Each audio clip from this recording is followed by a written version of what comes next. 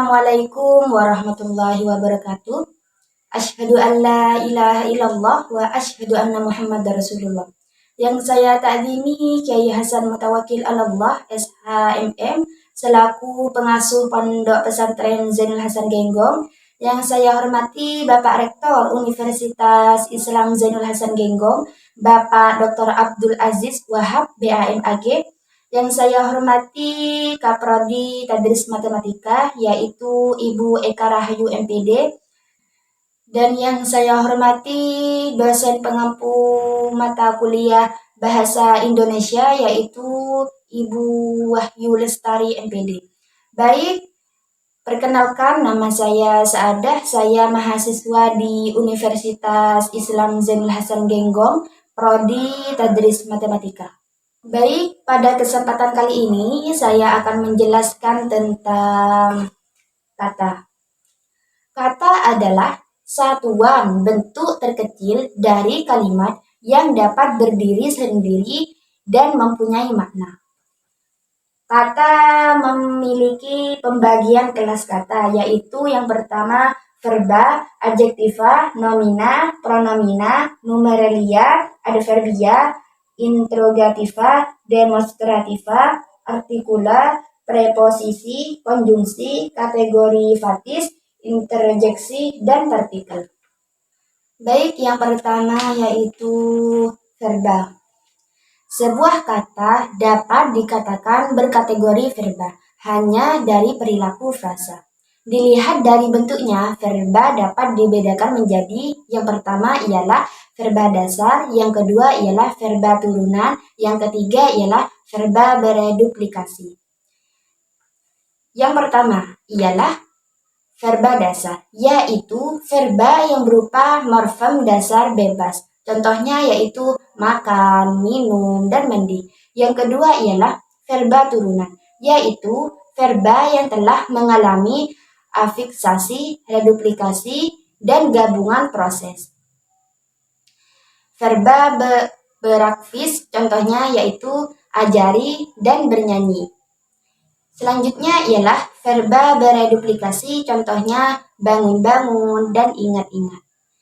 Verba dilihat dari segi banyaknya nomina, yaitu verba intransitif dan verba transitif.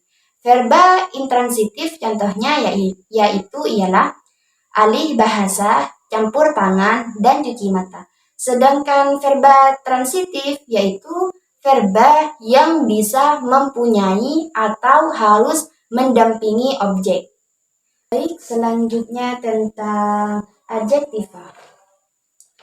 Dari bentuknya, adjektiva dapat dibedakan menjadi yang pertama ialah adjektiva dasar, yang kedua ialah adjektiva turunan, yang ketiga ialah adjektiva menjemu. Yang pertama, adjektiva dasar yang dapat diuji. Contohnya yaitu agung, bahagia, dan disiplin.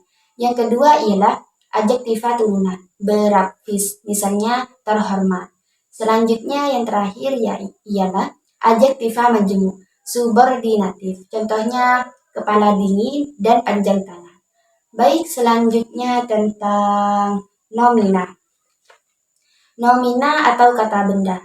Kata benda konkret, contohnya buku. Kata benda yang abstrak, contohnya cinta. Baik, selanjutnya tentang pronomina.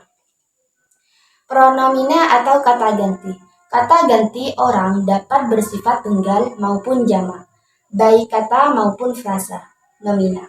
Kata ganti pemilik, contohnya ku, mu, dan nya. Kata ganti petunjuk, contohnya ini dan itu. Kata ganti penghubung, contohnya ya. Baik, selanjutnya tentang numeralia. Numeralia atau kata bilangan. Kata bilangan utama, contohnya 1, 2, dan 3. Kata bilangan tingkat, contohnya pertama, kedua, dan ketiga. Kata bilangan kumpulan, contohnya kedua dan ke-10. Baik, selanjutnya adverbia. Adverbia adalah kata yang memberikan keterangan. Dalam segi bentuk, adverbia terbagi menjadi dua, yaitu tunggal dan gabungan. Yang pertama, tunggal terbagi dua yaitu kata dasar dan berakvis. Yang pertama, kata dasar. Contohnya itu, baik sekali anak itu. Yang berakvis, contohnya, sebaiknya dompet itu dikembalikan kepada pemiliknya. Selanjutnya ialah gabungan.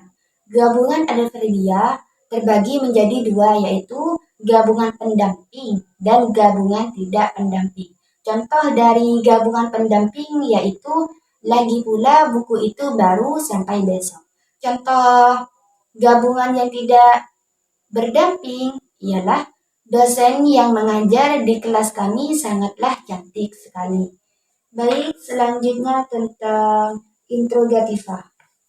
Interrogativa adalah kategori dalam kalimat yang berfungsi menggantikan sesuatu untuk mengetahui pembicara.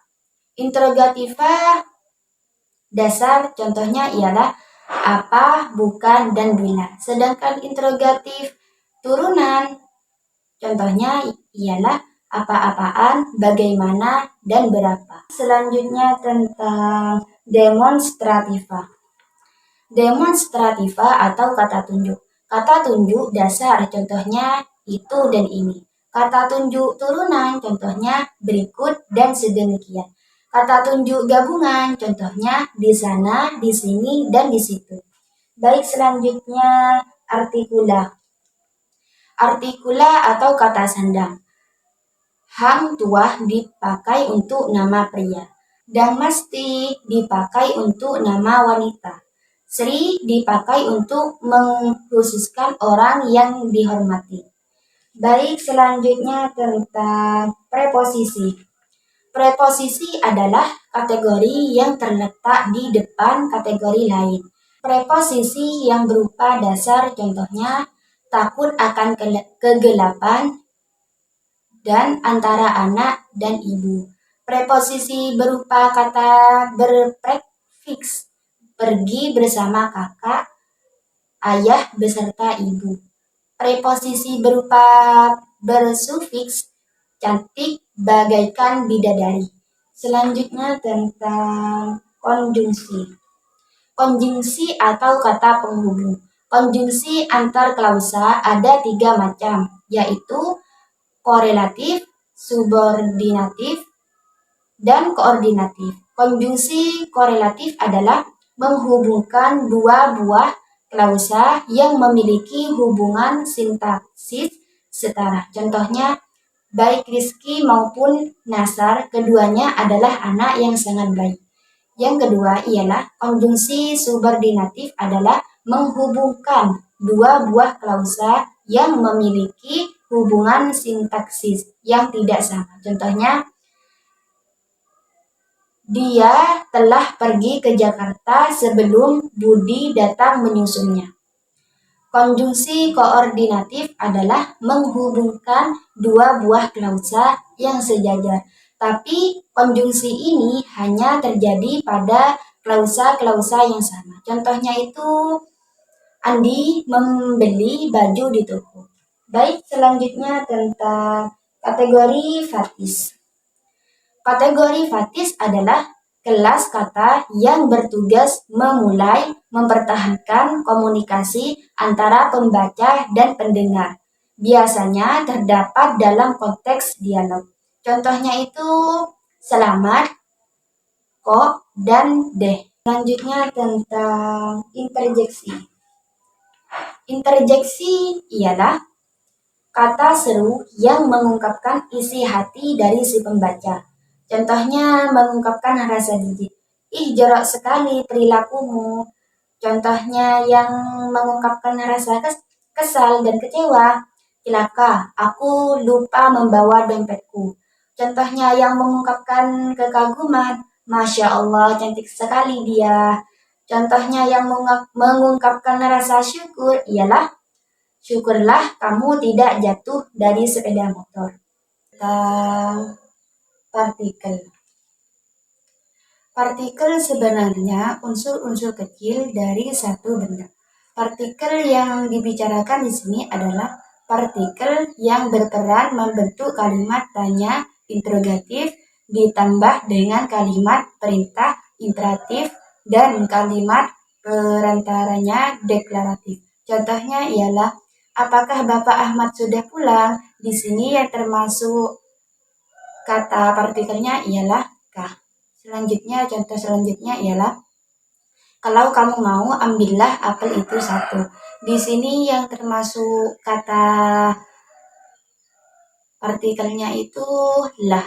Baik, sekian presentasi dari saya. Kurang lebihnya mohon maaf. Wassalamualaikum warahmatullahi wabarakatuh.